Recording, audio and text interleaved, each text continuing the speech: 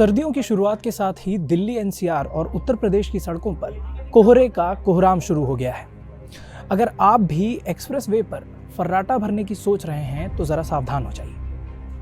आज की ये खबर आपके लिए महज एक जानकारी नहीं बल्कि एक ज़रूरी चेतावनी है। ग्रेटर नोएडा से लेकर अमरोहा तक आज सुबह कोहरे में एक ऐसा कहर बरपाया कि गाड़ियां खिलौनों की तरह एक दूसरे से भिड़ गईं। सबसे पहले बात ग्रेटर नोएडा की।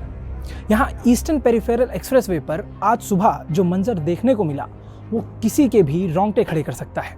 घने कोहरे की वजह से विजिबिलिटी यानी दृश्यता इतनी कम थी कि ड्राइवरों को सामने कुछ भी दिखाई नहीं दे रहा था। नतीजा, एक के बाद एक करीब 1 दर्जन गाड़ियां आपस में टकरा गईं।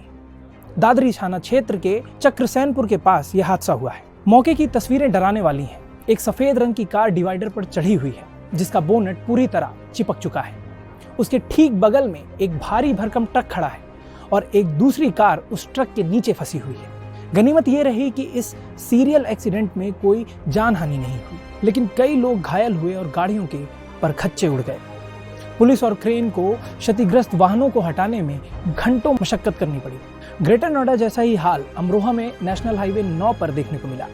वहां भी कोहरे की धुंध जानलेवा साबित हुई।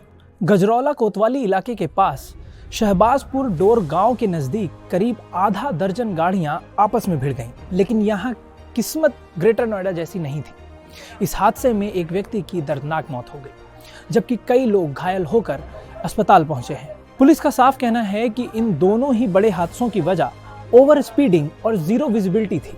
कोहरे की वजह से नेशनल हाईवे पर कुछ भी साफ नजर नहीं आ रहा था और तेज रफ्तार गाड़ियां जब तक ब्रेक लगाती तब तक बहुत देर हो चुकी थी। इन हादसों को देखते हुए अब नोएडा पुलिस और प्रशासन एक्शन मोड में आ चुकी है।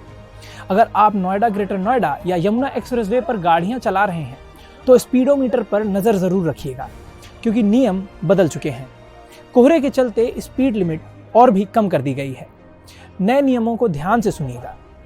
यमुना एक्सप्रेसवे पर अब कारों और जीप जैसे हल्के वाहनों के लिए अधिकतम स्पीड 75 किलोमीटर प्रति घंटा तक कर दी गई है।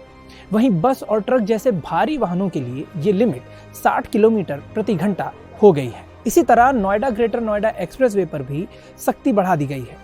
यहाँ भी हल्के वाहनों के लिए लिमिट 75 की है, लेकिन भारी वाहनों को 50 किलोमीटर प्रति घंटे की रफ्तार से चलना होगा। सबसे ज्यादा सावधानी नोएडा एलिवेटेड रोड पर बरतनी होगी, जहां कारों के लिए स्पीड लिमिट अब सिर्फ 50 और भारी वाहनों के लिए 40 किलोमीटर प्रति घंटे की रफ्तार कर दी गई है। याद रखिए, सड़क पर सिर्फ कोहरा ही विलन नहीं है बल्कि प्रदूषण ने हालात को और भी बद से बदतर बना दिया है। नोएडा के सेक्टर 125 में दोपहर के वक्त AQI 449 दर्ज किया गया है जो गंभीर श्रेणी में आता है, यानी एक तरफ कोहरा और दूसरी तरफ जहरीली स्मॉग। दोनों ने मिलकर शहर को एक गैस चेंबर और विजिबिलिटी को जीरो बना दिया है। इसीलिए अगली बार अगर आप अपनी गाड़ी लेकर कहीं निकलें तो घड़ी की सुई नहीं बल्कि अपनी सुरक्षा को प्राथमिकता दें। नए नियमों का पालन करें, फॉग लाइट का इस्तेमाल करें और रफ्तार पर काबू रखें क्योंकि घर पर कोई आपका इंतजार कर रहा है।